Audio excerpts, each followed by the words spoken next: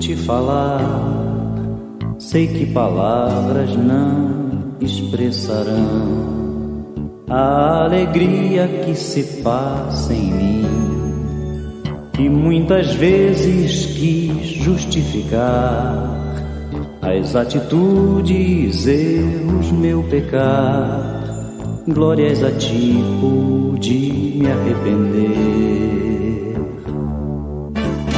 As horas amargas do arrependimento, o pranto profundo do meu coração, o timbre embargado da minha voz, a minha oração.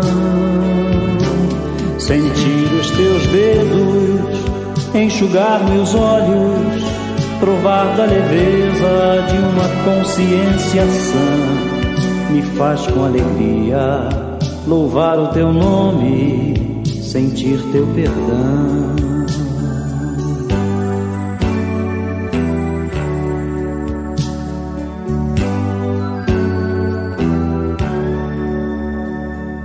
Pai, agora muito posso te dizer, embora que prefira me calar, meras palavras não conseguirão dizer em si o que se passa aqui, neste lugar que só tu podes ver, e então provar se sou sincero ou não. Vem me mostrar, Senhor, quero saber,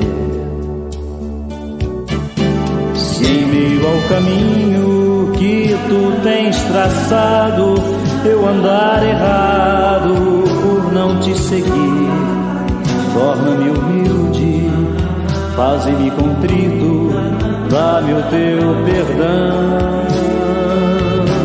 Se em meio ao caminho que tu tens traçado eu andar errado por não te seguir, torna-me humilde, faze-me contrito, dá-me o teu perdão.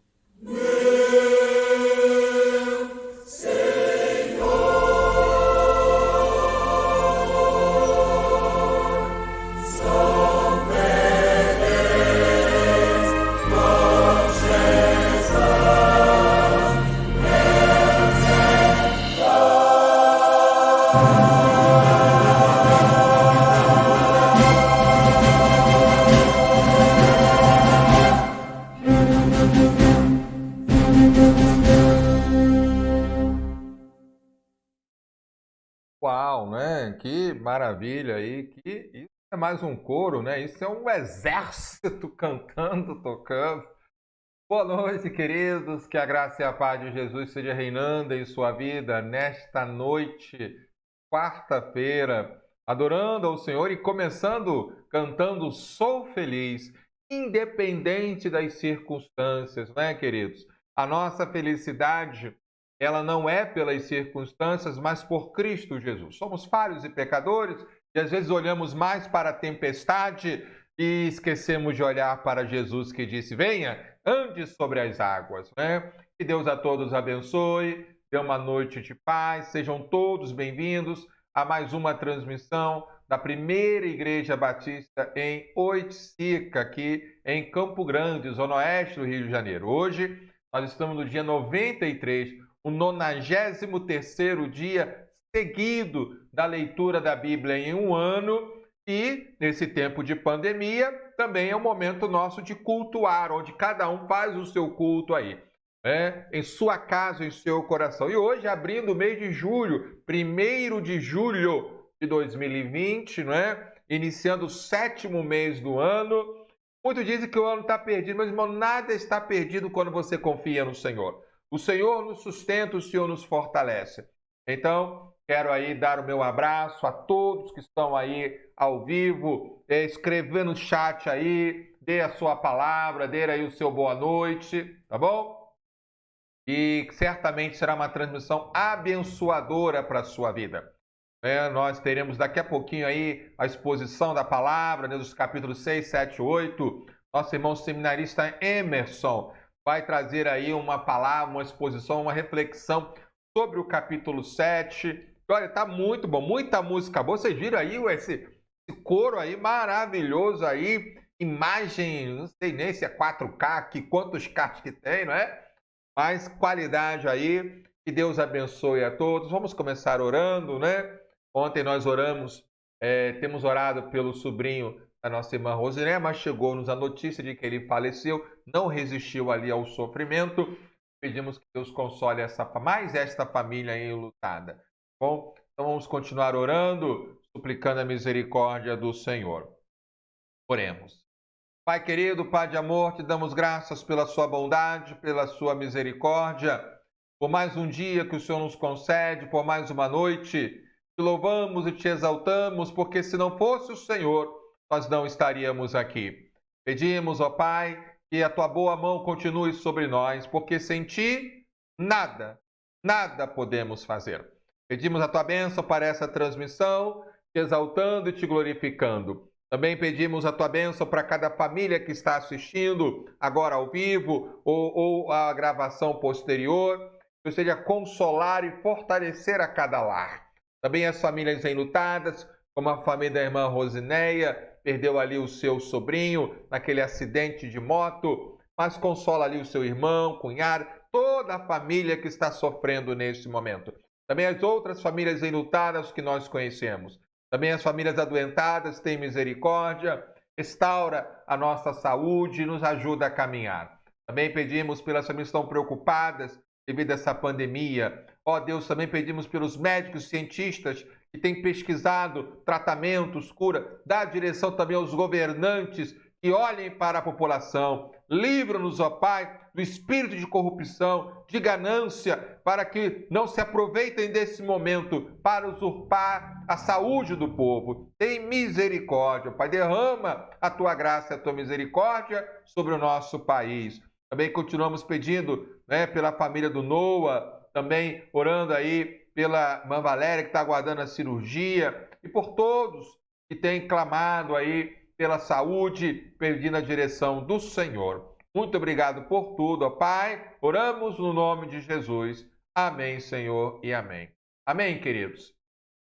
O chat está aberto aí, você pode, então, escrever lá o seu nome, colocar ali quem está assistindo com você, e a gente vai responder. Eu tenho respostas de ontem ainda, né? Um debate teológico aqui, muito importante, muita coisa boa, e hoje vai ter mais debate ainda, porque é um tempo também de crescimento nosso da palavra do Senhor. Que Deus a todos abençoe.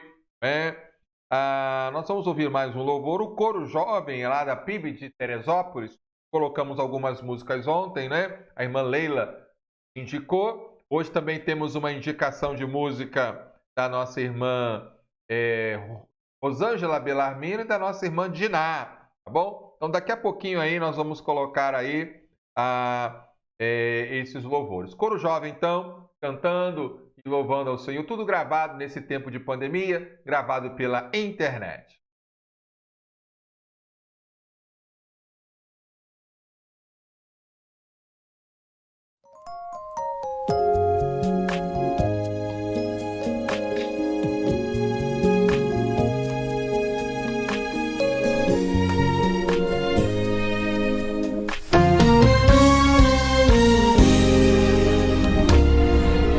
Em sua vida a canção parar, creia em Cristo, dê o seu coração.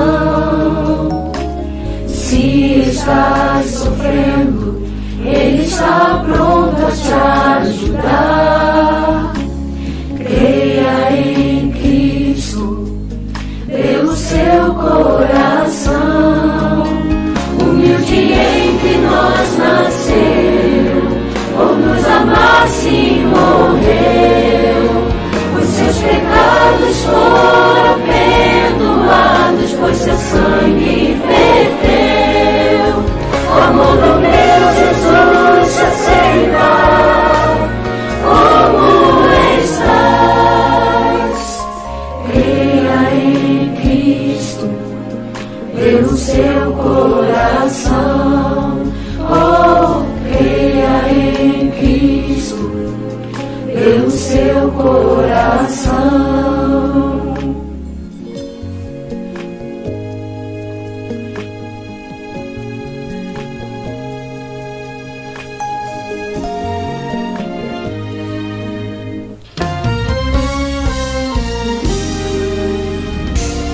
Quando em sua vida a canção parar, creia em Cristo, dê o seu coração. Se estás sofrendo, Ele está pronto a te ajudar. Creia em Cristo, dê o seu coração. Humilde entre nós nasceu, por nos amar sim morreu. Os seus pecados foram perdoados, pois seu sangue verteu. O amor do meu Jesus te aceitar, como estás. Creia em Cristo, dê o seu coração. Oh, creia em Cristo, dê o seu coração.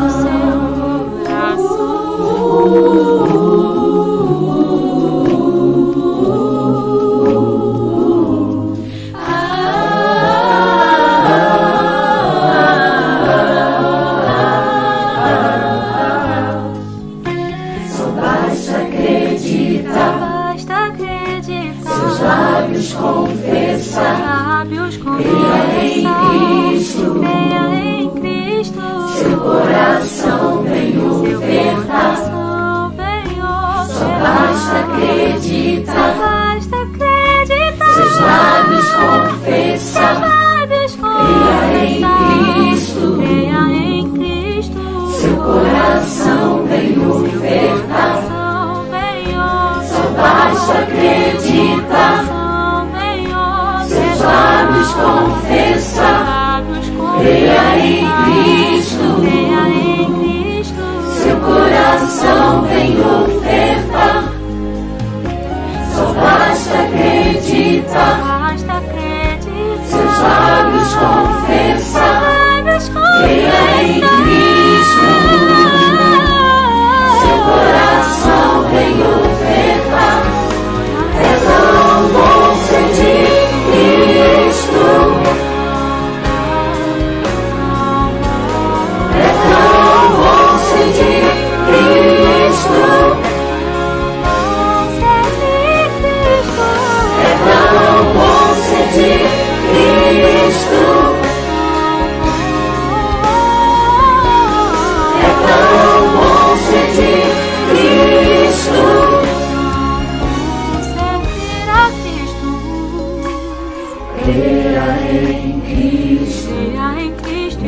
seu coração, oh, creia em Cristo.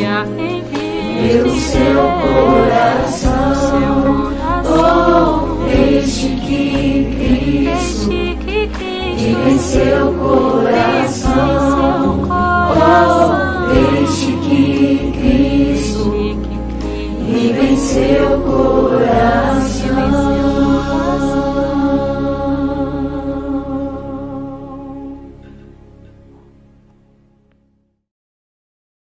Bênção, né, meus irmãos? A juventude aí da PIB de Teresópolis. Obrigado, irmã Leila, pela indicação aí. E olha, você conhece.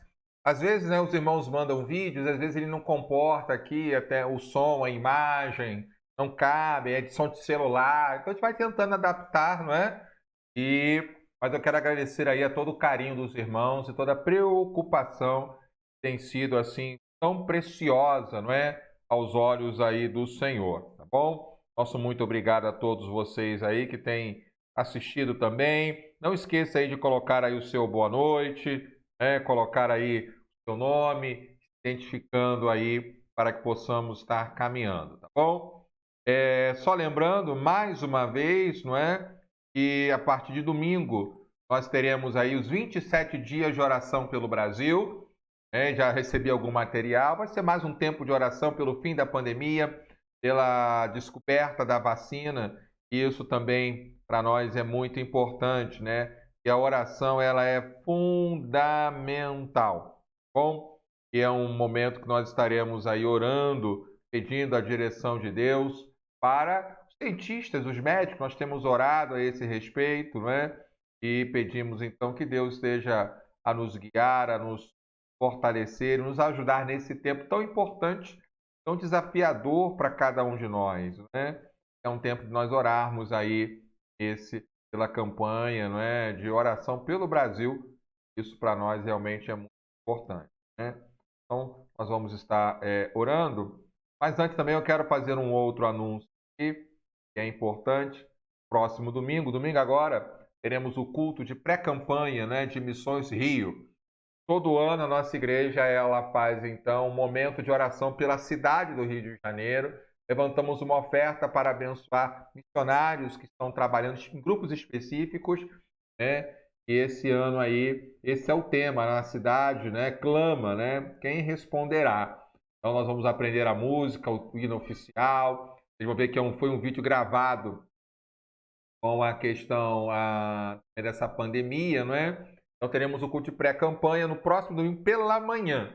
E no segundo domingo de julho, é o dia de Missões Rio, estaremos orando, né, pela campanha. Então domingo teremos atividades pela manhã e à noite em nossa igreja. Lembrando que à noite o nosso culto é pelo aplicativo Zoom e pelo YouTube. E na hora da mensagem, domingo fiz essa experiência, foi um aprendizado. Na mensagem, ao mesmo tempo para o Zoom e para o YouTube. Né? Em domingo, vamos tentar de novo essa experiência aí e caminhando nesse aspecto, tá bom? Então sejam todos bem-vindos mais uma vez e vamos adorar ao Senhor. Então mais uma música, né? Vamos ser uma quarta-feira aí bem musical. Bom, eu conheci essa música, confesso, pela primeira vez em um filme do Elvis Presley, né? E é uma versão, Elvis Presley, para quem não sabe, foi um grande cantor de rock, talvez um dos maiores, talvez o grande inventor do rock, né? Mas antes, ele começou a cantar nas igrejas, né, evangélicas, uma Assembleia de Deus. Então ele cantava, às vezes, em alguns shows dele, ele cantava músicas, lá eles chamam de gospel, né?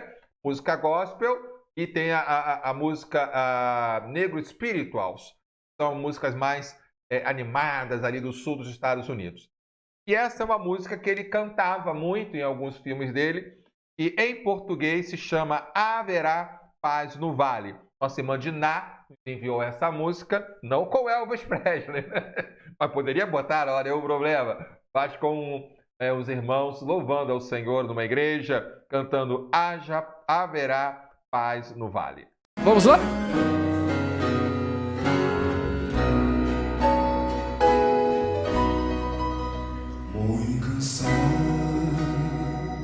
Estou, mas procuro,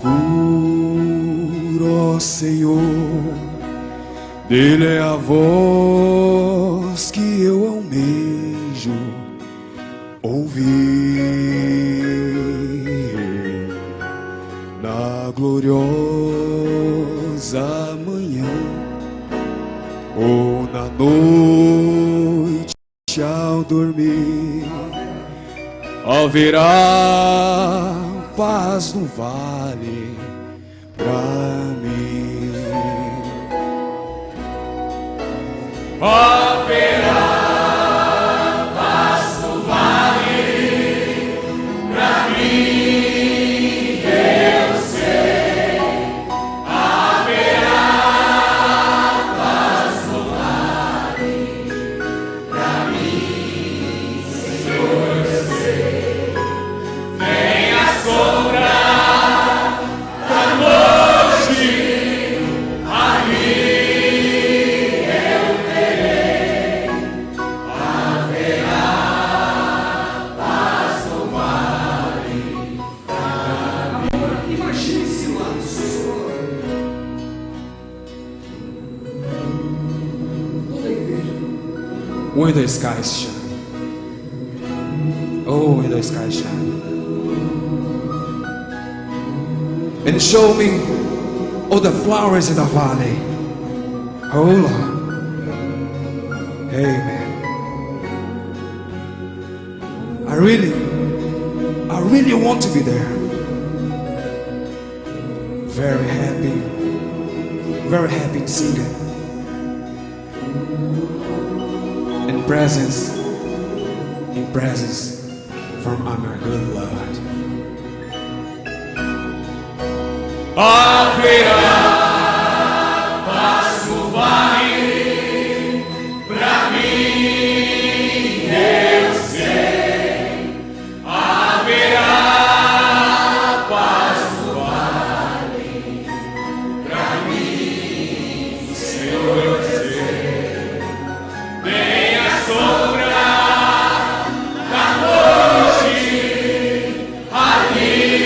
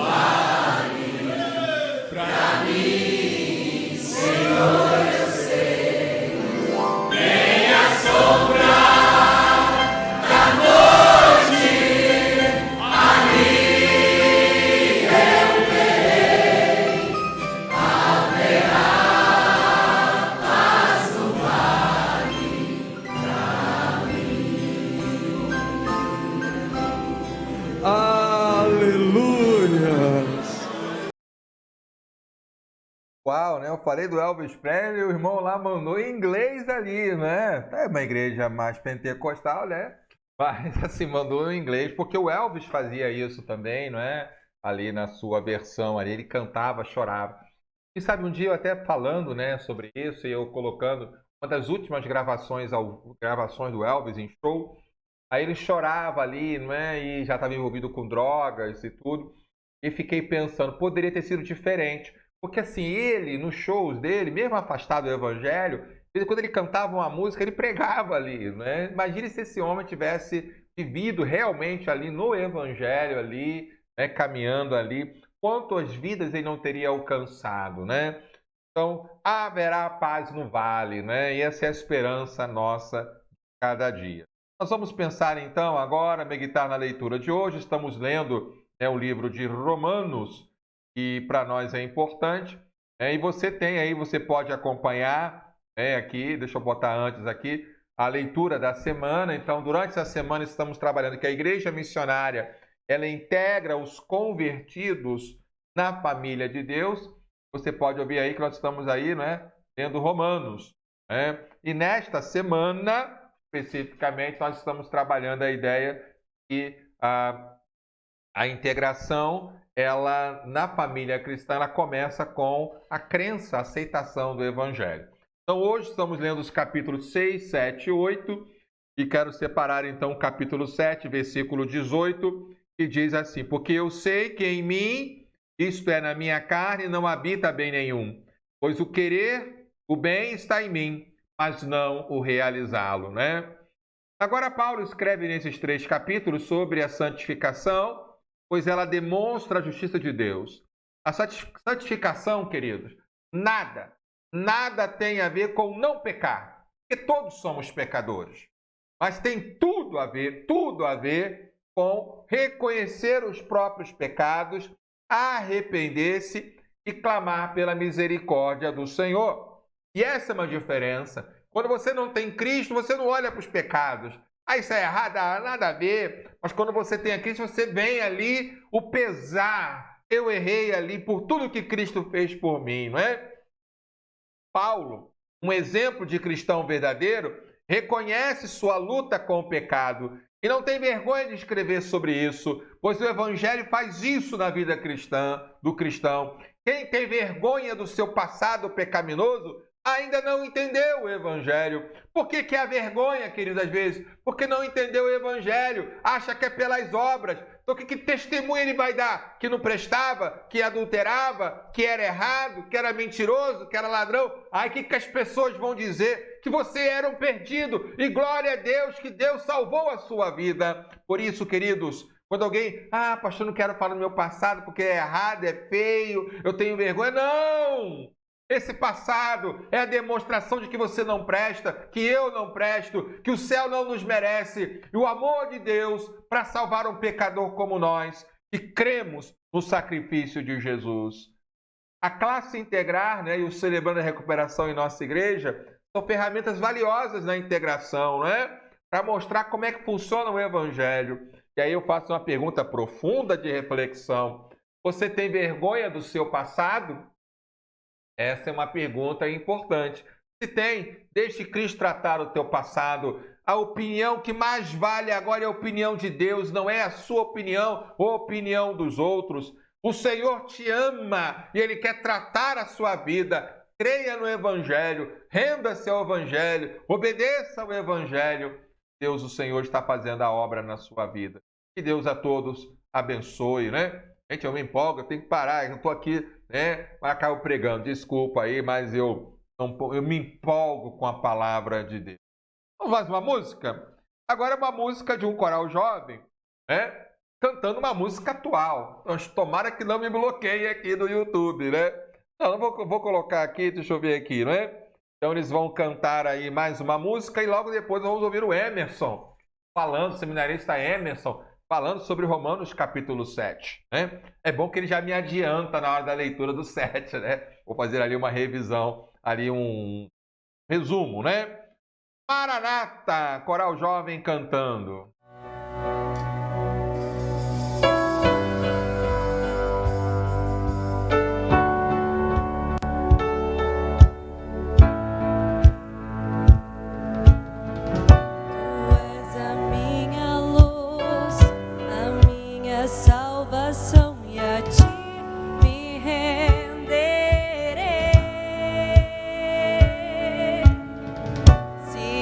Teu lado estou.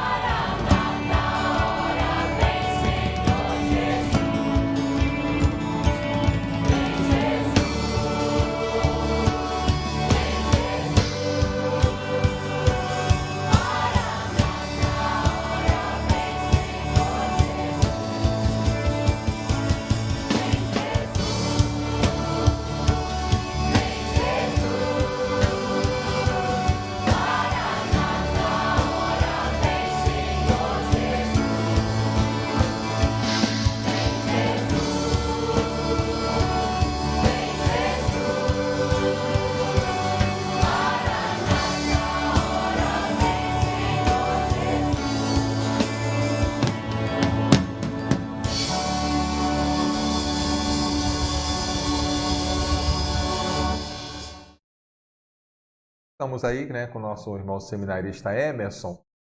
E nas leituras de hoje nós estamos trabalhando capítulos 6, 7 e 8. E hoje ele vai comentar o capítulo 7 com a gente. Ontem a gente ouviu o Helder Cardim falando um pouquinho sobre o pecado, né, um tema tão interessante.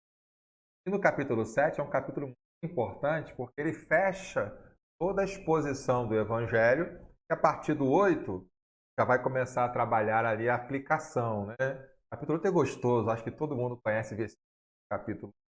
Mas o 7, não entendemos o 8, entendeu o 7, tá bom? Quero falar com o Emerson aí, dar boa noite ele aí. Boa noite, Emerson. Boa noite, pastor. Boa noite, irmãos. Feliz de estar aqui com os irmãos compartilhando da palavra. Esse capítulo é muito interessante.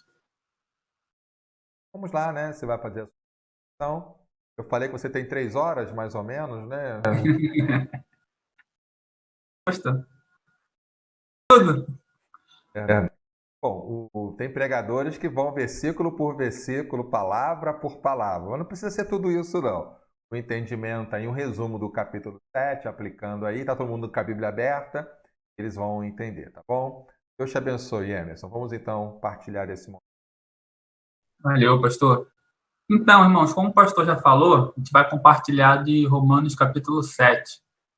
Primeiro eu vou fazer uma leitura direta do texto, né? E depois a gente vai...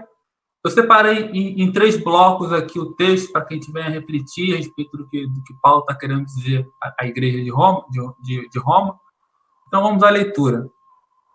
Romanos 7, iniciando do 1 até o 25. Porventura, ignorais, irmãos, pois falo aos que conhecem a lei, que a lei tem domínio sobre o homem toda a sua vida?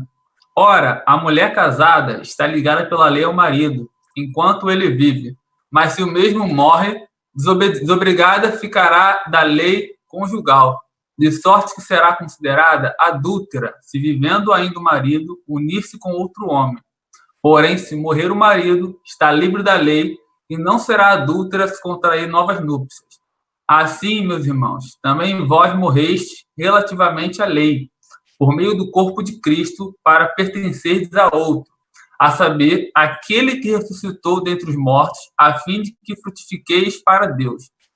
Porque, quando vivíamos segundo a carne, as paixões pecaminosas, postas em realce pela lei, operavam em nossos membros, a fim de frutificarem para a morte.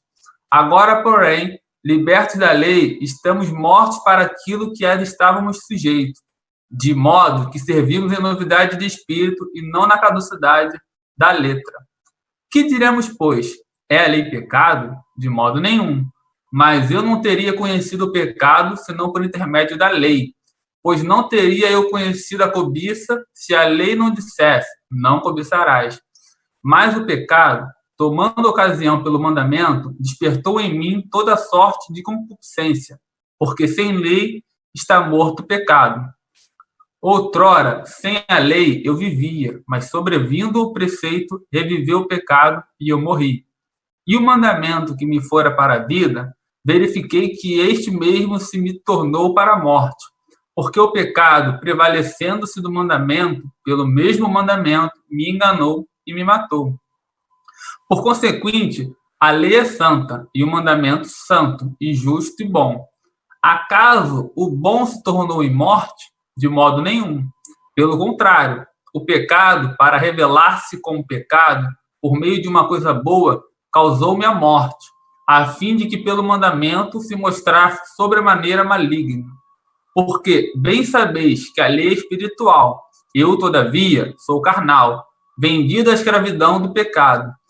Porque nem mesmo compreendo o meu próprio modo de agir, pois não faço o que prefiro, e sim o que detesto. Ora, se faço o que não quero, consinto com a lei, que é boa. Neste caso, quem faz isto já não sou eu, mas o pecado que habita em mim. Porque eu sei que em mim, isto é, na minha carne, não habita bem nenhum, pois o querer o bem está em mim, não, porém, o efetuá-lo. Porque não faço o bem que prefiro, mas o mal que não quero, esse faço. Mas, se eu faço o que não quero, já não sou eu quem faz, e sim o pecado que habita em mim. Então, ao querer fazer o bem, encontro a lei de que o mal Porque, no tocante ao homem interior, tenho prazer na lei de Deus, mas vejo nos meus membros outra lei que, guerreando contra a lei da minha mente, me faz prisioneiro da lei do pecado que está nos meus membros. Desventurado homem que sou, quem me livrará do corpo desta morte? Graças a Deus por Jesus Cristo, nosso Senhor, de maneira que eu, de mim mesmo, com a mente, sou escravo da lei de Deus, mas segundo a carne, da lei do pecado. Então, esse é um tratado que Paulo vem desenvolvendo, né, como o pastor bem disse, que começa lá no capítulo 1, e ele vem desenvolvendo, buscando explicar para essa igreja que ele não conhecia, né, era uma igreja que ele ainda não tinha oportunidade de visitar, estava nos planos dele, e ele, não sabendo o que os irmãos haviam aprendido, ele escreve esse tratado teológico, né, sobre o que o Evangelho. Alguns até costumam dizer que Romanos é o Evangelho segundo Paulo, né, porque ele vai destrinchar tudo aquilo que nós precisamos saber a respeito do Evangelho. E eu separei em 3 trechos, como eu disse, para que a gente venha estudar um pouquinho melhor, do verso 1 ao verso 6, do verso 7 ao verso 13, do verso 14 ao verso 25. Então, vamos começar. Do verso 1 ao verso 6, a gente vai ver que Paulo ele faz uma comparação com o casamento. Ele olha, por exemplo, que ele tinha, que era o casamento, e ele vai dizer que, assim como uma esposa, ou assim como um homem, né, na época era muito mais a esposa que tinha essa rigidez. Mas assim como a esposa da época estava presa ao marido, até que o marido morresse, ele vai dizer que nós também estamos ligados à lei até que morramos com Cristo, né? Ele diz que a lei ela é nossa tutora, ela é nossa responsável, nós somos presos a ela, né? Até que nós aceitemos Cristo, né? E com ele vamos ter um novo nascimento. Isso ele vai tratar mais objetivamente do verso 1 ao verso 4. E no verso 5 em diante, até o verso 6, nesses 2 pequenos versos, ele vai dizer que a lei nos prendia e ela também nos trouxe o conhecimento do pecado, né? Nós tomamos conhecimento através dela e hoje nós não somos mais presos porque somos livres em Cristo Jesus para servir, né? Nós não somos livres para fazer o que nós queremos, mas somos livres para servir a Cristo Jesus, frutificando para que outras pessoas venham tomar conhecimento da mesma verdade que nós um dia tomamos. E aí ele vai continuar trabalhando, e nós temos segunda parte, segundo momento, ele vai tratar do verso 7 ao verso 13, ele meio que olha para o argumento que ele fez, o que ele trabalhou, né? E ele tenta responder uma possível incompreensão, né? Alguns podem ter levado a uma compreensão de que a lei fosse ruim porque ela nos prende e porque ela nos leva ao conhecimento do pecado. E Paulo vai falar que não. Ele inicia o verso 7 dizendo: que diremos, pois? É a lei pecado? De modo nenhum. A lei não é pecado. A lei não é má, né? A lei ela simplesmente tem um papel, né, dentro da nossa relação para com Deus. E ele vai citar três observações a respeito da lei. Ele vai falar que, primeiro, a lei revela que somos pecadores. A gente encontra isso no verso 7. Eu não teria conhecido o pecado senão por intermédio da lei, né? Eu só poderia ter conhecido a cobiça, ou não teria conhecido a cobiça, se a lei não dissesse: não cobiçarás. Então, o primeiro papel da lei é nos fazer conhecer que somos pecadores, que somos falhos, que somos infratores e estamos em um débito para com Deus. A nossa justiça própria não resolve esse débito. E aí ele, no verso 8, vai tratar um terceiro ponto a respeito da lei. Ele vai mostrar, ele vai descrever a existência do pecado, né? Porque, assim como na nossa legislação, ela vai dizer que não há crime sem pena anterior que a descreva. Então, a lei também serve para isso. A lei que Deus trouxe também serve para mostrar para o homem que existe o erro, existe o pecado. Não é que tudo não é permitido. Existe limite.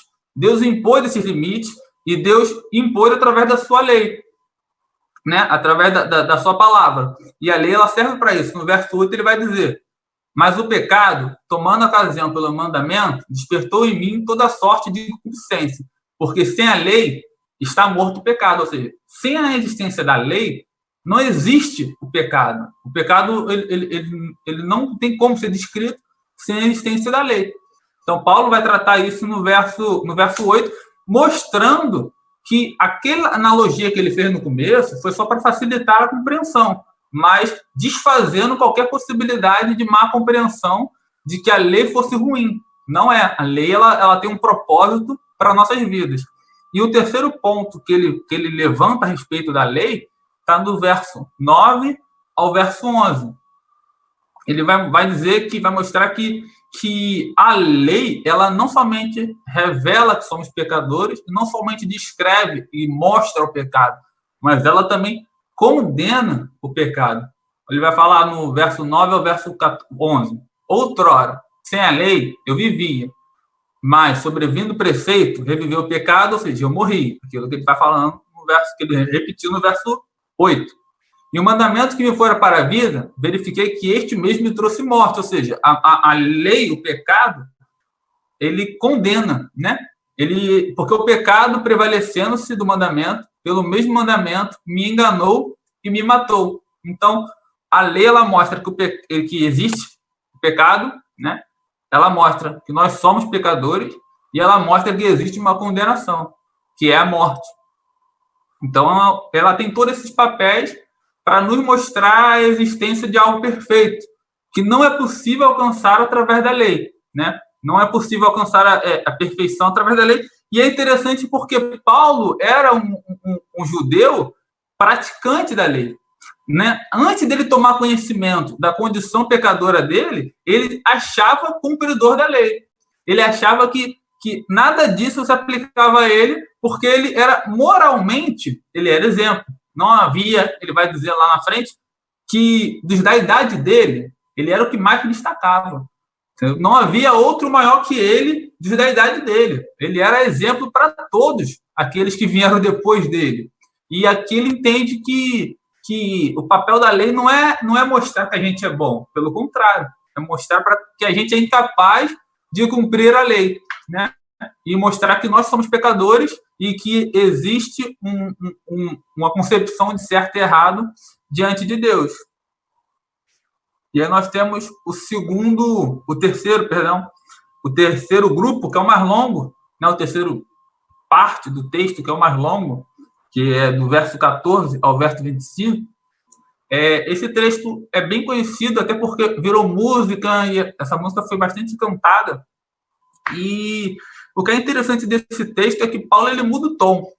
Ele está falando de alguém, né? Ele está falando de alguém que não é ele, está descrevendo uma situação e dá a entender que nesse texto Paulo ele muda para uma pegada pessoal. Dá a entender que ele está falando possivelmente dele, ele está descrevendo uma experiência dele, está descrevendo a experiência que ele tem com a lei, a experiência que ele tem com o evangelho, a experiência que ele tem com a salvação, né?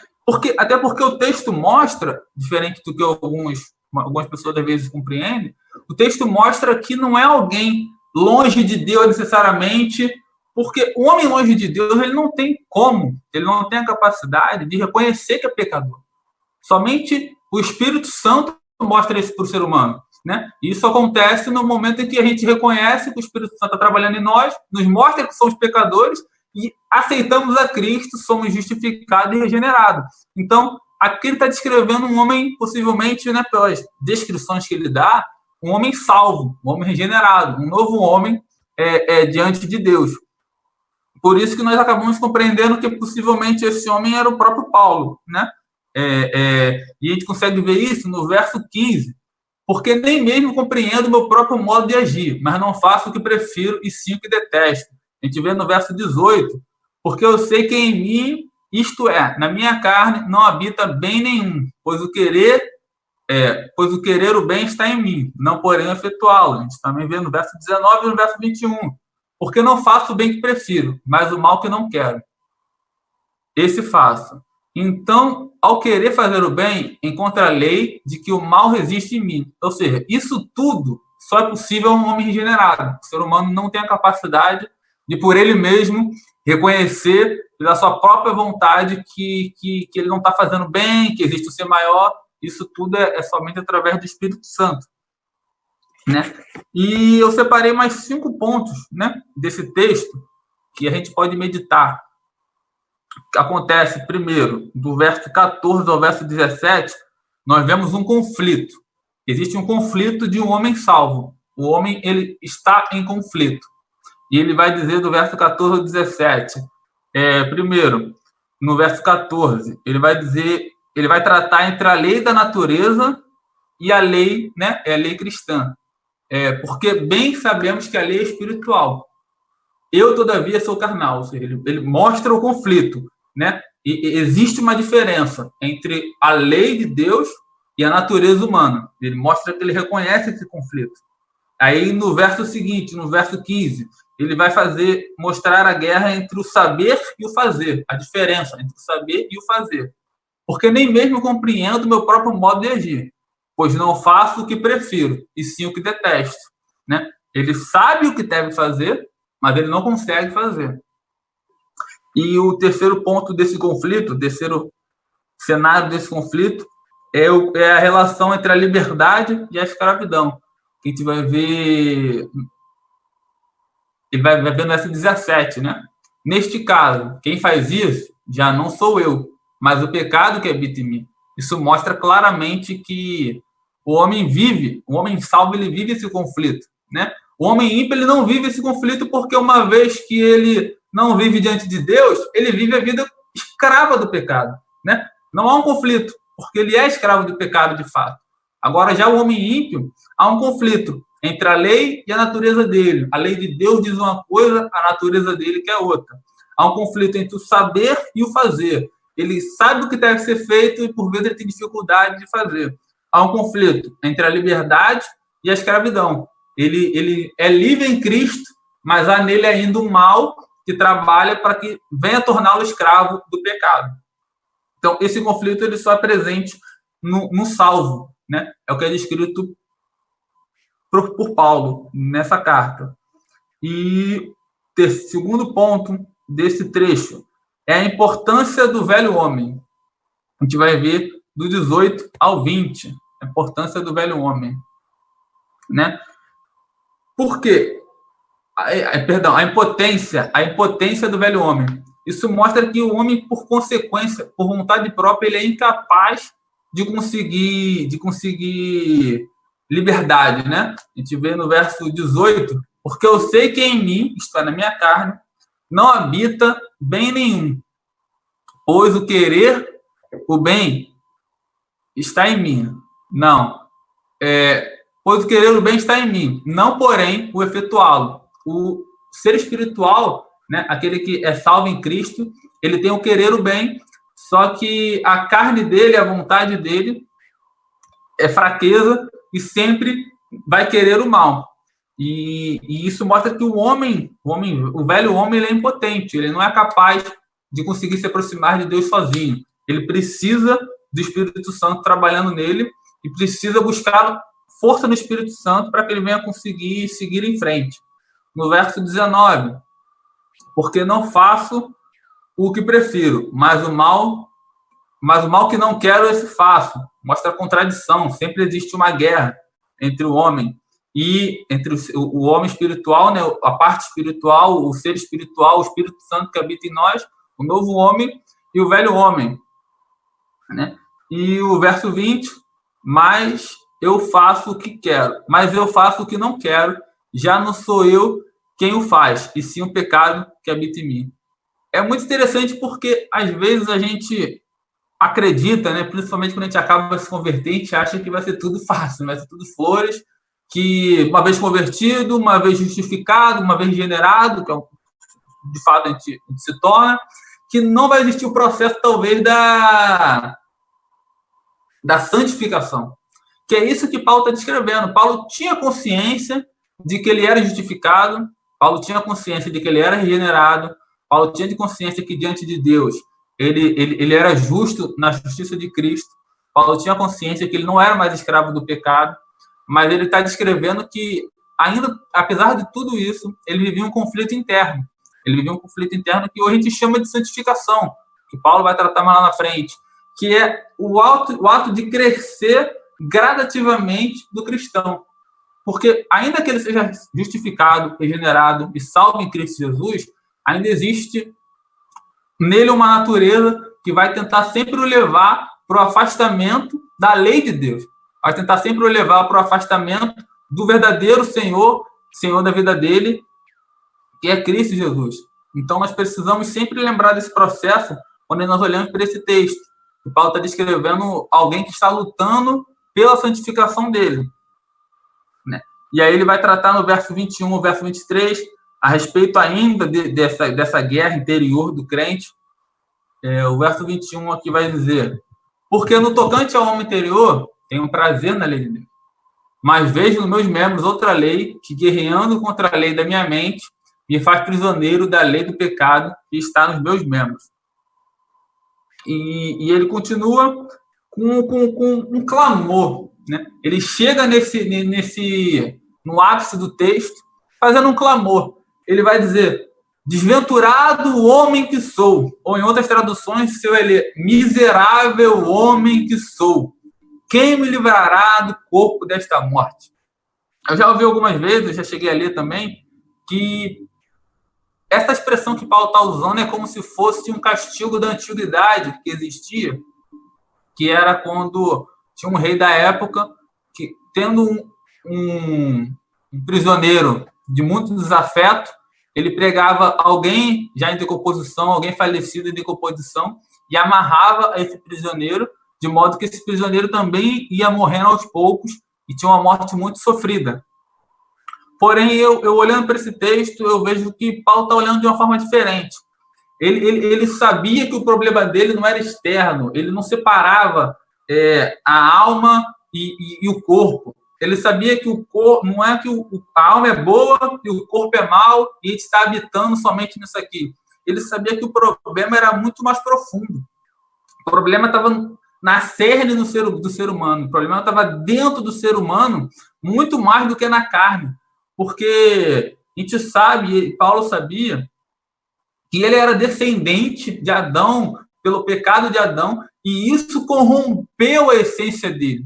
Não somente provocou a morte carnal, mas provocou o corrompimento de toda a entranha do ser humano. E é isso que eu acredito que Paulo está falando, né?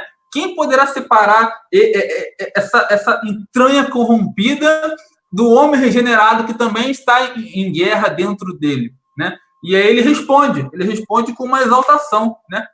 Graças a Deus por Jesus Cristo nosso Senhor, de maneira que eu, de mim mesmo, com a mente, sou escravo da lei de Deus. Ou seja, eu sei, eu tenho a vontade da bondade, eu sou novo em Cristo Jesus, eu nasci de novo em Cristo Jesus, mas eu também sei, ele vai falando, segundo a carne da lei do pecado, eu também sei que há em mim ainda algo mal, que é a origem do pecado de Adão, que isso vai ser totalmente regenerado em Cristo Jesus, quando vier na segunda vinda a glorificação, que ele vai nos dar um corpo glorificado. E se parássemos, talvez, nesse texto, algumas pessoas poderiam achar que Paulo está dando, então, uma liberdade. Já que tem essa... Vamos levando, então. Você, quando está bem, viva bem. Quando está mal, viva mal. E vai levando a vida. Só que lá na frente, no capítulo 8, Paulo vai dizer que nada vai nos separar do amor de Cristo. Paulo vai trabalhar essas questões que, ainda que temos fraquezas, ainda que tenhamos dificuldades, isso não justifica que nós vivamos uma vida afastada de Deus e entregue ao pecado, né? Nós temos, assim como Paulo, bramar, gritar, clamar a Deus: Senhor, me ajuda, Senhor. Me ajuda porque eu sou carente de Ti. Senhor, me ajuda porque sou fraco. Senhor, me ajuda porque sou pecador. Eu reconheço que eu não sou nada. Eu reconheço que em mim dentro do meu ser só há morte, dentro de mim, dentro do meu ser, lá no fundo, só há pecado e só há afastamento de ti. E assim como Paulo, nós vamos poder dizer lá na frente que tudo coopera para o bem. Nós vamos poder dizer lá na frente que nada pode separarmos do amor de Deus, uma vez que, assim como Paulo, nós vamos nos voltarmos a Deus humildemente, reconhecendo que, ainda que queiramos fazer coisas boas, muitas das vezes fazemos coisas más, mas que o Espírito dele, o Espírito Santo dele, pode nos ajudar a ter uma vida transformada, a ter um ser transformado, e que nós vamos crescer, assim como Jesus, em graça, em estatura e em conhecimento da palavra dele, e temos um coração e uma vida transformada pela santificação e pela transformação do Espírito Santo. Amém, irmãos?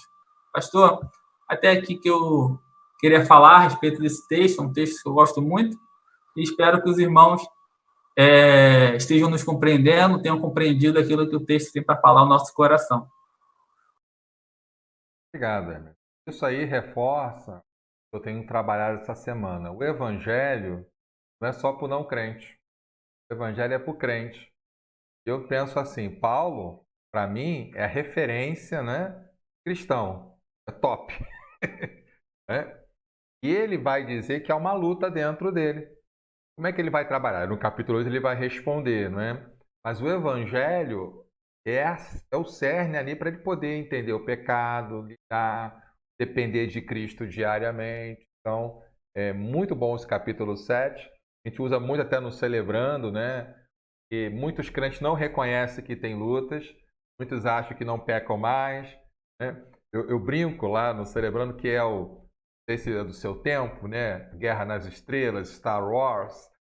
Tinha lá o Darth Vader, né? O lado sombrio da força. A gente tá lá, tá bem, louvando, daqui a pouco dá um treco na gente, né? Aquele lado Pedrão, aquele lado Darth Vader, se rebela. E depois o crente ele vai se arrepende, né? Mas o não crente não, tanto faz, tanto fez. Então, muito precioso o livro de Romanos e a importância do Evangelho para o crente, né? Não no que tange para o crente a salvação, no que tange para ele a vida, né? Cristã no seu dia a dia aí, né? Obrigado aí pela sua participação. Como o Paulo está citando, como o Paulo vem tratar, ele consegue separar, né, a vida moralista da vida verdadeiramente regenerada e transformada pelo Espírito Santo, né? Ambos pecam ainda, só que o regenerado ele sente uma angústia por isso, ele sente uma dor, isso dói no coração dele. O moralista ele vai achar justificativa moral, ele vai cumprir ritual, não, ritual é falar perdão, ele vai falar talvez perdão e para ele está tudo bem. Já o regenerado, de fato, ele sofre com esse pecado, né? Ainda que talvez ele ainda não tenha tido tempo de falar perdão para quem pecou, mas isso dói no coração dele até que ele venha se sentir de novo perdoado por Cristo e reconciliado com quem ele pecou ou contra o próprio Cristo, né? Isso é interessante. É muito precioso. Aí tem um debate longo aí, né? Essa questão, por exemplo, né, quando ele vai falar aí da salvação, né? Quem me livrará, não é? Ele vai dar a resposta lá no 8. Mas, irmãos, né, eu digo para todos nós, né? O Evangelho, né, é diário para mim também, né? Porque a consciência do pecado me leva ao arrependimento, ficar a misericórdia do Senhor.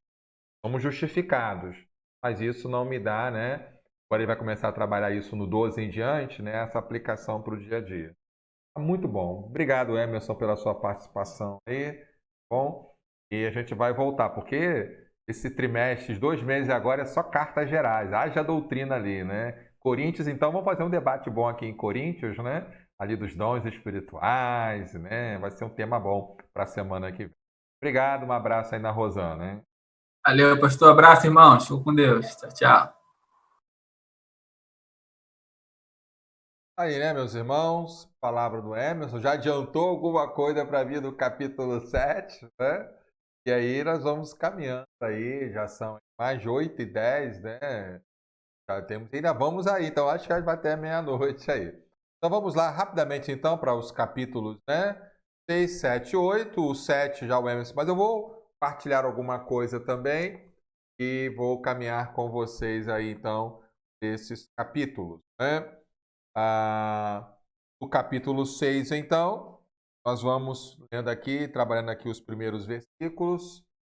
Diremos, então, continuaremos no pecado para que a graça aumente ainda mais, né?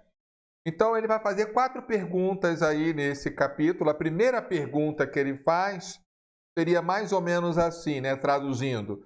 A mensagem da salvação só pela graça leva você a permanecer moralmente o mesmo? Então, vamos viver só pela graça? É viver moralmente o mesmo? Que o Emerson acabou de falar aí, né? Vamos continuar no pecado? Não, né? De modo nenhum. Ele vai dar a resposta aí. Né? De modo nenhum. Como viveremos ainda no pecado? Nós que já morremos para ele. Para ele quem? Pecado. É até uma referência aqui, Colossenses 3:3. Então a resposta é não. O Evangelho lhe dá conhecimento do seu novo status em relação ao pecado. Morremos para o pecado quando nos tornamos cristãos. Isso daí é muito importante, tá bom? Deixar claro isso. Esse papo, mas pode pecar que vai para o céu? Para com isso. É papo para boi dormir, como diria a minha avó, né? Então, versículo 3.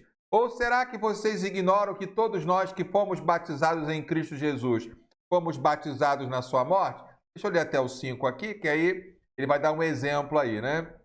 Fomos sepultados com ele na morte pelo batismo, para que, como Cristo foi ressuscitado dentre os mortos pela glória do Pai, assim também nós andemos em novidade de vida. Então não há vida diferente. É muito importante. Sabemos que quando fomos batizados com Cristo, não é? Morremos com ele a fim de que pudéssemos viver uma nova vida. Isso é muito importante, né? Vamos aqui até do 5 ao 7 agora. Porque se formos unidos com ele na semelhança da sua morte, certamente seremos também na semelhança da sua ressurreição. E sabendo isso, que a nossa velha natureza foi o quê? Foi o quê? Crucificada com ele, para que o corpo do pecado seja destruído e não mais sejamos escravos do pecado. Pois quem morreu está justificado do pecado. Então sabemos que fomos batizados com Cristo, né? Morremos com ele. Aí não é o batismo literal ali, né? O exemplo do significado do batismo. Sabemos que o nosso velho eu, o velho Alexandre, foi deixado de lado, de modo que a influência do pecado em nós fosse anulada. Não somos mais escravos do pecado. Me lembro um jovem, né? Que vivia adulterando. Aí pastor, a carne é fraca, né? Não, você não é escravo do pecado. Avalie a tua vida, porque de repente você nem crente é, você nunca foi convertido, porque tem prazer na lambança, prazer na lama. Versos 8 a 10, vê se eu consigo separar aqui com calma. Isso, bonitinho. Ora, se já morremos com Cristo, cremos que também viveremos com ele, sabendo que havendo Cristo ressuscitado entre os mortos, já não morre. A morte não tem mais domínio sobre ele, pois, quanto a ter morrido de uma vez para sempre, morreu para o pecado. Mas quanto a viver, vive para Deus, né? Sabemos que o nosso eu foi deixado de lado, né? Isso também. E sabemos também que o poder da ressurreição de Cristo também triunfará em nós, aleluia, né? Vamos aí ao verso 11, separar aqui. Assim também vocês considerem-se mortos para o pecado, mas vivos para Deus em Cristo Jesus. Vem a resposta para a segunda parte. Não, o Evangelho também lhe dá poder sobre o pecado. Embora saiba que está morto para o pecado, você também deve se considerar assim. Não só saber, mas considerar-se morto para o pecado. Isso é muito importante. Pastor, quer dizer que eu não peco mais? Claro que pecamos, mas há uma diferença. Me lembro de um teólogo que ele dizia que nós, quando aceitamos a Cristo, não somos mais uma fábrica de pecados. Estamos aí uma manufatura de pecado. Pecamos porque falhamos, porque nos afastamos ali da direção de Deus, mas não é mais uma fábrica de pecado. Porque se for fábrica de pecado, continuar na lama, que salvação foi essa? Foi salvo nada. Precisamos de ajuda e só o poder do Senhor, não é isso? Versos 12 e 13. Vamos separar aqui isso. Portanto, não permitam que o pecado reine em seu corpo mortal, fazendo com que vocês obedeçam às suas paixões.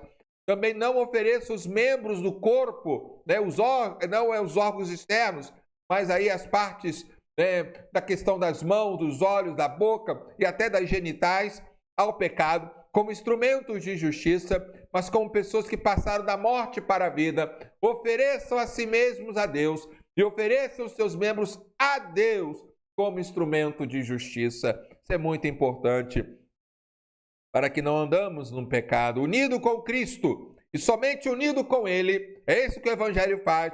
Você pode obedecer ao pecado ou a Deus. Portanto, obedeça a Deus. Escolha servir a Deus. Você tem em Cristo condições de dizer não para o pecado. Quando nós não somos crentes, não éramos crentes, não tínhamos condições de dizer não para o pecado dominava sobre nós, mas agora, embora o pecado exista em nossa vida, podemos dizer não, podemos escolher Cristo Jesus. Verso 14. Esse versículo é lindo, né? Até ia separar a música do Asaf Borba, se eu não me acho que é do Ademar de Campos. O pecado não terá domínio sobre vocês. Porque o pecado não terá domínio sobre vocês, porque vocês não estão debaixo da lei, e sim da graça, né? O domínio do pecado foi quebrado sobre a sua vida, porque agora vocês vivem na graça de Deus, né? É muito importante. Versículo 15. Então, havemos de pecar porque não estamos debaixo da lei, e sim da graça? De modo nenhum. Paulo, ele escreve perguntando, né? Então, a segunda resposta, não, o Evangelho também lhe dá poder sobre o pecado, né? Já vimos, então, aqui, verso 15. A segunda pergunta, então, o Evangelho é a mensagem que você não está mais debaixo da lei, o liberta para viver como bem entender? Agora que eu sou livre, que eu sou salvo, que eu vou para o céu, posso viver do jeito que eu quero? Posso viver a minha maneira, porque está garantida a minha salvação? É isso que a Bíblia está ensinando? É isso o Evangelho? Primeira resposta aí, 16, né? Ele vai dizer aqui uma coisa importante. Será que vocês não sabem que ao se oferecerem como servos para a obediência, vocês são servos daquele a quem obedecem, seja do pecado que leva à morte, ou da obediência que conduz à justiça? Isso é muito importante, né?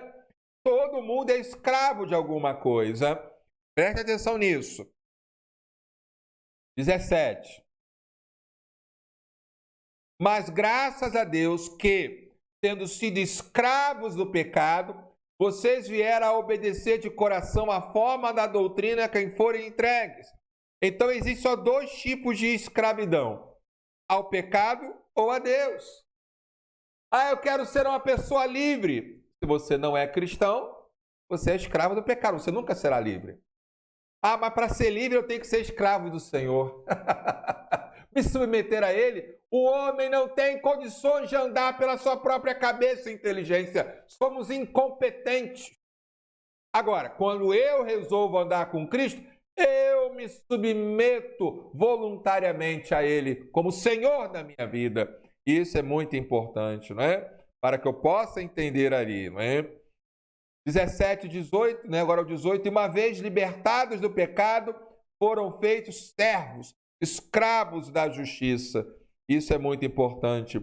As origens de cada tipo. Deixa eu ler isso aqui para você. Nascidos na escravidão do pecado, trazidos à escravidão de Deus pela conversão. Um convertido, pastor, o que é uma pessoa convertida a Deus? Ele não é escravo mais do pecado, porque foi liberto, natureza mudada, e ele opta em obedecer ao Evangelho, ser escravo de Cristo, ser servo do Senhor, servo da justiça, porque ele sabe que é incompetente para gerir a própria vida. Verso 19. Fala em termos humanos por causa das limitações de vocês. Assim como ofereceram seus membros para que fossem escravos da impureza lá atrás, né? E da maldade que leva à maldade, assim ofereça agora os seus membros para que sejam servos da justiça para a santificação. Cada um deles se desenvolve, né, meus queridos? É isso que eu quero que você entenda. A escravidão ao pecado resulta em iniquidade sempre crescente. Cada pecado chama outro, chama outro, chama outro. Todavia, a escravidão a Deus leva o quê? A santidade. Você vai crescendo, você vai obedecendo, vai crescendo. O pecado, quando você obedece o pecado, vem outro, vai afundando, vai afundando. São dois caminhos opostos. Não tem meio termo, não tem meio barro, meio tijolo, vela para um, vela para outro. Caminhe com Cristo sempre. 20 a 23. Ver se eu consigo separar aqui, né? Porque quando vocês eram escravos do pecado, estavam livres em relação à justiça. Naquele tempo, que frutos vocês escolheram? Somente as coisas de que agora se envergonham. Porque o fim delas é a morte. Que fruto ruim, hein, gente? Agora, porém, libertados do pecado, transformados em servos de Deus, em escravos de Deus, o fruto que você escolhe é para a santificação. E o fim, neste caso, é o quê? Vida eterna. Porque o salário do pecado é a morte, mas o dom gratuito de Deus é a vida eterna em Cristo Jesus, nosso Senhor. Posso ouvir um aleluia? Posso ouvir um amém aí? Isso é muito importante. Qual é o resultado do pecado? A morte. Qual o resultado da justiça de Cristo, do Evangelho? É a vida eterna. Meus irmãos, que coisa preciosa esse livro, né? A palavra de Deus. Romanos 7, então, o Emerson já falou bastante aí. Eu não vou me deter muito aí, né? Já explicou bem. E então ele começa aí dizendo, né? Sobre a segunda parte da resposta. Não. Você pode ou estar casado com a lei de Cristo, com a lei ou com Cristo, mas ninguém está livre. Nós não somos livres. É mentira. Eu quero ver independente. O que é o pecado? É o engano de achar que você pode viver sem Deus. Se você quer viver sem Deus, já é escravo do pecado. Então, eu submeto a minha vontade a Ele, porque quando eu dirijo a minha vida, a carne dirige, o pecado dirige. Né? Então, por exemplo, ele fala aí, o Emerson falou do casamento, né? As pessoas estão ligadas até o marido, né? A mulher até o marido até pela morte. Estamos casados em Cristo, nesse sentido, não pelo medo, né? Mas pelo amor. E aí nós vamos para esse casamento. Então, e aqui eu quero só destacar o 5 e o 6, né? E aqui maravilhoso aqui. Porque quando vivíamos segundo a carne, as paixões pecaminosas, despertadas pela lei, operavam em nossos membros, a fim de frutificarem para a morte. Agora, porém, estamos livres da lei, pois morremos para aquilo a que estávamos sujeitos, para que sirvamos de maneira nova, segundo o Espírito, e não da maneira antiga, segundo a letra. Isso que o Evangelho faz, né, meus queridos? Nós vamos ter, então, controlados pela natureza pecaminosa, levávamos à morte, mas servindo nos caminhos do Espírito, vamos viver da maneira nova. Né? E aí vem, então, os versos 7, ele faz a terceira pergunta. A lei é algo ruim, já que ela causou a escravidão? Ele vai dizer, não, a lei não é ruim. Né? Foi o pecado em mim que tornou a lei ineficaz. Porque a lei expõe o que é pecado. O pecado é atiçado pela exposição à lei. A lei convence do pecado. Então a lei traz tanta exacerbação do pecado quanto o avassalador convencimento da culpa. A lei é moral e correta, mas eu sou pecador. Está vendo aqui, olha? Ele vai dizer aqui no verso 12. Assim a lei é santa, e o mandamento é santo, justo e bom. Mas eu sou pecador. Então eu preciso aqui, então, né, caminhar, então, entender nesse ponto. A quarta pergunta, ele vai fazer no verso 13. A lei é uma assassina? Ele vai dizer não. O pecado que é o assassino. Pelo contrário, o pecado, para mostrar-se como pecado por meio de uma coisa boa, causou-me a morte, a fim de que, pelo mandamento, o pecado mostrar toda a força do pecado. Isso daí é importante, não é? ele dizia, nossa fraqueza, uma natureza pecaminosa remanescente com inclinação para o mal. Há um conflito interior, né? O pecado nos leva a fazer o que não queremos. Olha o que Paulo vai dizer, eu mesmo nem compreendo o que eu faço, né? Eu li isso agora, né, na meditação ali, como é importante. A nossa identidade, em certo sentido, então quando pecamos, é o pecado em nós que o faz, não é o nosso verdadeiro eu. Então qual é o nosso dilema? Olha o que diz o 21 aqui. Assim encontro essa lei, quando quero fazer o bem, o mal reside em mim. Quanto mais procuramos fazer o bem e ser moralmente corretos, mais o mal interior vai nos pressionar, né? Então há duas forças no coração do cristão, o amor à lei de Deus e o pecado que odeia a lei de Deus, né? Os dois gritos do coração do cristão estão aí, né? Quem me salvará? Cristo me resgatará. E ele diz assim, miserável homem que eu sou, quem me livrará? Graças a Deus por Jesus Cristo nosso Senhor, né? Posso caminhar aí, glória a Deus. Vamos agora então ao capítulo 8, né? Eu estou passando assim correndo, né? Porque é tanta riqueza, não é? Tantos detalhes. Aí o 8, então, ele é fabuloso, né? Nesse sentido aí, né? São aí 39 capítulos, versículos aí, né? E aí já são aí, ó, 8h30 já. Mas é bênção, né, meus irmãos? A gente aqui vai caminhando, né? Eu quero agradecer a todos vocês. Não esqueça de colocar no chat aí, não é? Sua pergunta ou dúvida, né? A sua interação. Eu vou respondendo ao longo aí da transmissão, né? Então vamos lá, né? Versículo, a vida do Espírito, né? O título que está aqui. E aqui, vamos aqui separar do 1 ao 4 aqui. Tentarmos separar aqui. Vamos projetar aqui.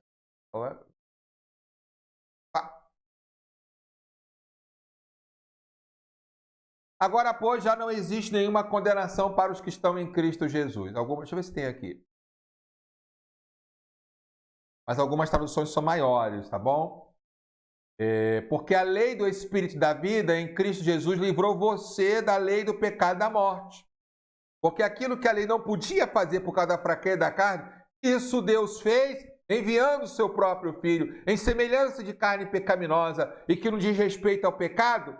E assim Deus condenou o pecado na carne, a fim de que a exigência da lei se cumprisse em nós, e não vivemos segundo a carne, mas segundo o Espírito, né? Isso está aqui em Gálatas 5, né?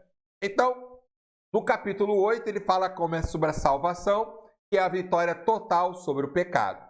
Então, no primeiro aspecto, não há nenhuma condenação pelo pecado. No segundo aspecto, nenhuma escravidão ao pecado. O primeiro aspecto vem pela obra de Cristo, a condenação não há mais. E o segundo aspecto vem pela obra do Espírito Santo, que vai nos ajudar a não caminharmos mais na escravidão do pecado.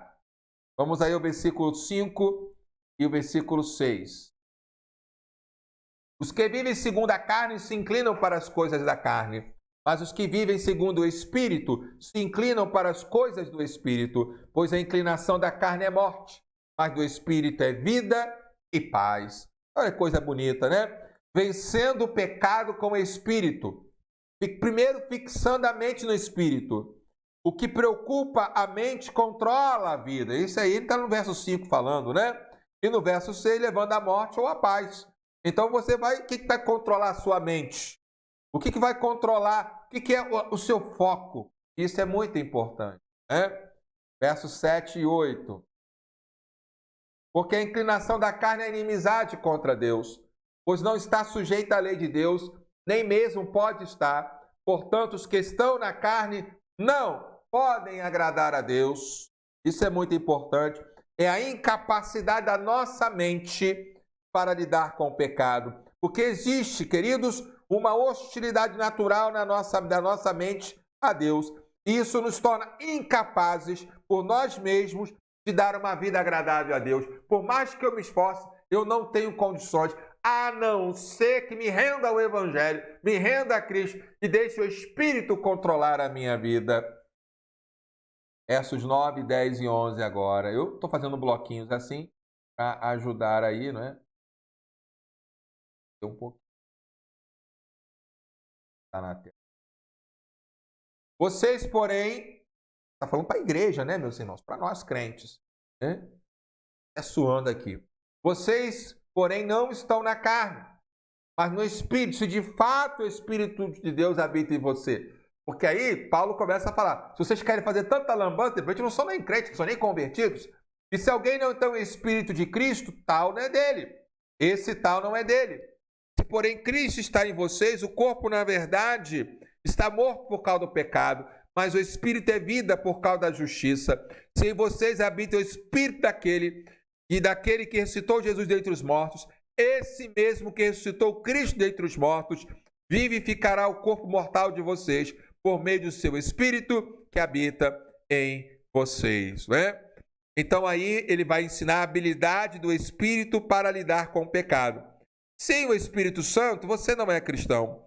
E se temos o Espírito Santo, temos a vida espiritual. Agora novos corpos imortais lá no futuro, né? Agora o 12, nós vamos agora para o 12 e o 13. Aqui. Assim, pois, irmãos, somos devedores não à carne, como se estivéssemos obrigados a viver segundo a carne.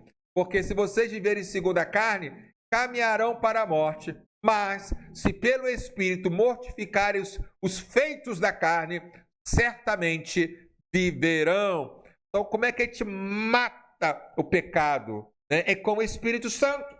Não é com força de vontade. Não é com pensamento. Eu vou vencer o pecado. Eu vou vencer o pecado. Não, é com o Espírito Santo. Qual é a nossa motivação? Somos devedores. Somos devedores à graça de Deus. Qual é o poder que nós temos? Nenhum. Mas o Espírito Santo que habita em nós. Qual é o nosso alvo? A morte da natureza pecaminosa. Qual é a recompensa? Uma vida espiritual. Como é que matamos a natureza pecaminosa? Arrependimento, confissão, humilhação, clamor, submissão. Não tem outra, meus queridos. Isso é muito importante. Versículo 14. Olha que coisa linda. Olha aqui que verso. Pois todos os que são guiados pelo Espírito de Deus são filhos de Deus. Qual é o requisito para ser filho de Deus? Nem todo mundo é filho de Deus. Somente aqueles que têm o Espírito Santo são guiados pelo Espírito Santo. Por isso, não se lambuzam com a carne, não arrumam desculpa para pecar. E quando pecam, porque pecamos, confessamos, suplicamos a graça e a misericórdia do Senhor.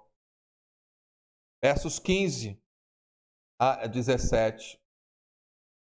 Porque se vocês não receberam um espírito de escravidão para viverem outra vez atemorizados, mas receberam o espírito de adoção, por meio do qual clamamos Abba, Pai. Abba é paizinho, em aramaico. O próprio Espírito confirma ao nosso espírito que somos filhos de Deus. E se somos filhos de Deus, somos também herdeiros, herdeiros de Deus e co-herdeiros com Cristo, se com Ele sofremos, para que também com Ele sejamos glorificados. Olha que coisa linda. Quais são os benefícios de ser filho de Deus? Intimidade. Temos acesso ao Pai. Abba é paizinho, papaizinho, É intimidade. Temos confiança, segurança no Pai, que coisa linda. E temos a herança, meus irmãos? A herança, que não é dinheiro, não é ouro, É a riqueza com o Pai. E isso é muito importante, Mas há sofrimento, tá bom, gente? Há sofrimento aí. Nunca escondeu o sofrimento, faz parte. E agora ele vai focar mais no sofrimento, com a esperança de ser filho de Deus, Isso daí é importante. Vamos aqui, até o 22 aqui, do 18 ao 22. Porque para mim tenho por certo que o sofrimento do tempo presente não podem ser comparados com a glória que há de ser revelada em nós.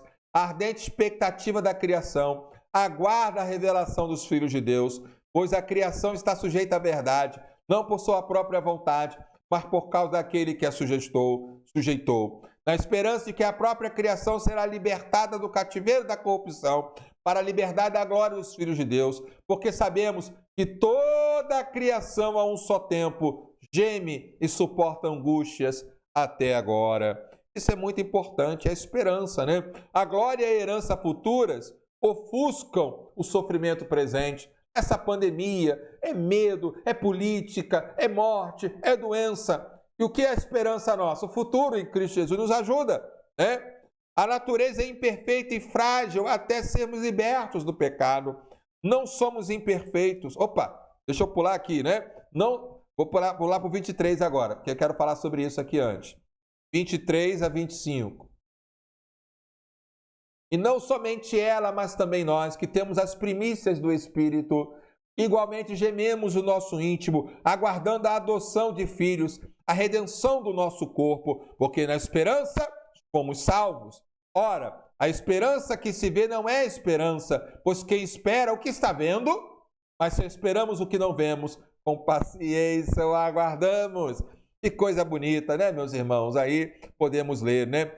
Nós somos imperfeitos e frágeis até sermos libertos do pecado. Essa esperança nos dá paciência na hora do sofrimento. Paulo agora vai falar mais sobre essa ajuda agora, versos 26 e 27. Da mesma maneira, também o Espírito nos ajuda em nossa fraqueza. Deixa eu beber uma aguinha agora, porque a gente se empolga, né, gente?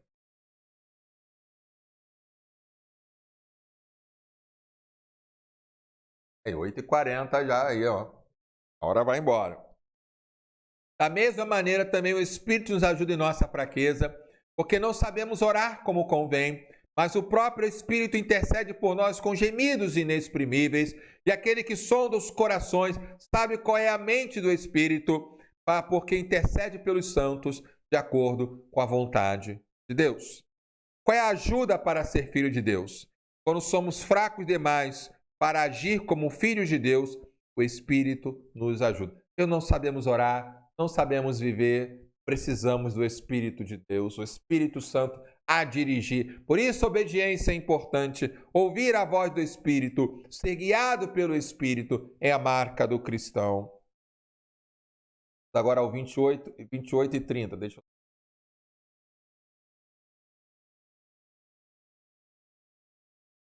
Sabemos que todas as coisas cooperam para o bem daqueles que amam a Deus, daqueles que são chamados segundo o seu propósito, pois aqueles que Deus de antemão conheceu, Ele também predestinou para serem conformes à imagem de seu Filho, a fim de que Ele seja o primogênito entre muitos irmãos.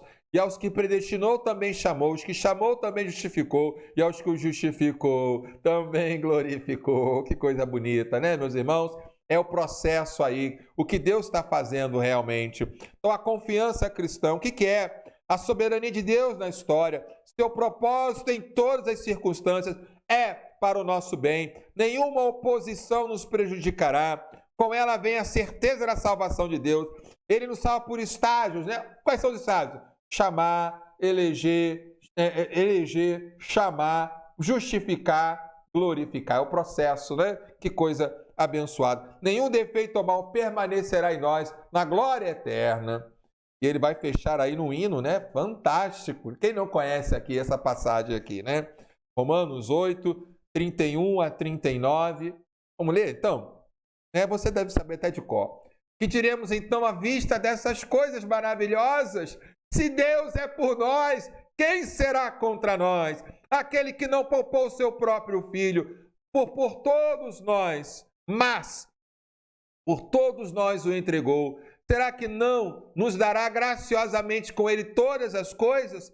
Quem tentará acusação contra os escolhidos de Deus? É Deus quem justifica. Quem os condenará? É Cristo quem morreu. Cristo Jesus quem morreu, melhor, quem ressuscitou, o qual está à direita de Deus e também intercede por nós. Quem nos separará do amor de Cristo? Será a tribulação, a angústia, a perseguição, fome, nudez, perigo, a espada? Como está escrito, está lá em Salmo 44, 22. Por amor de ti somos entregues à morte continuamente, fomos considerados como ovelhas para o matadouro, mas em todas estas coisas, porém, somos mais do que vencedores por meio daquele que nos amou. Porque eu estou bem certo de que nem a morte, nem a vida, nem os anjos, nem os principados, nem as coisas do presente, nem do porvir, nem os poderes, nem a altura, nem a profundidade, nem qualquer outra criatura poderá nos separar do amor de Deus que está em Cristo Jesus, nosso Senhor. Posso ouvir um amém? Posso ouvir aí um aleluia? Ouvir não dá, né? Você pode escrever aí, não é? Queridos, por que temos essa confiança? a suficiência de Deus, dentro ou fora, nada nos separará dele. Então, qual é o poder de Deus? Se Deus é por nós, quem será contra nós? Está aí, não é? A generosidade de Deus, ele deu o seu Filho. Qual é o perdão de Deus? Ninguém pode nos condenar. A obra de quem nos condenará? O amor de Cristo. A resposta para cada pergunta sempre é: ninguém e nada. Nós temos a confiança plena no Senhor. Amém, queridos? Tanta coisa para falar, mas o horário também não permite. Mas que Deus abençoe a todos, dê uma noite de paz, uma bênção nessa quarta-feira. E vamos encerrar aqui, não é? Com a irmã Rosângela mandou para nós aqui. Ela veio do celular, vocês vão ver que está fininho assim, né? É uma música, aleluia, tocada. Eu não sei que instrumento é esse, é violoncelo, estou na dúvida, né? Então, obrigado, Rosângela, pela dica aí. Que Deus abençoe a sua vida. Eu termino suado aqui, porque eu estou... porque a palavra, ela mexe comigo, o evangelho mexe comigo, eu preciso desse evangelho. Creia no evangelho, obedeça o evangelho, agradeça pelo evangelho. Que Deus dê a todos uma boa noite, uma noite de paz. Deus abençoe a todos.